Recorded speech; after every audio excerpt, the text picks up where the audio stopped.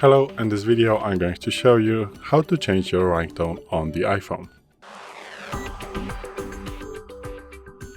So, in front of me is an iPhone 12 with the iOS 17.4, but this is going to work all the same on the all iPhones. So, what you want to do is to go to settings.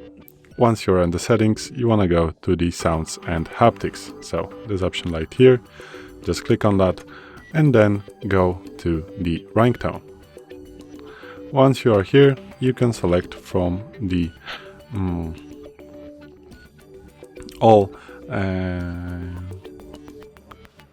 ringtones that are on your iPhone and also the ringtones that you have bought through Tone Store after you click the download or purchased Tone Store ringtones. So you can choose from this section, and also if you click on the classic, you're going to find even more ringtones. So just choose the one that is right for you, and once you've done that, just click on the specific one, and once you select, this is going to be saved, and from this time this is going to be your ringtone. So this is it.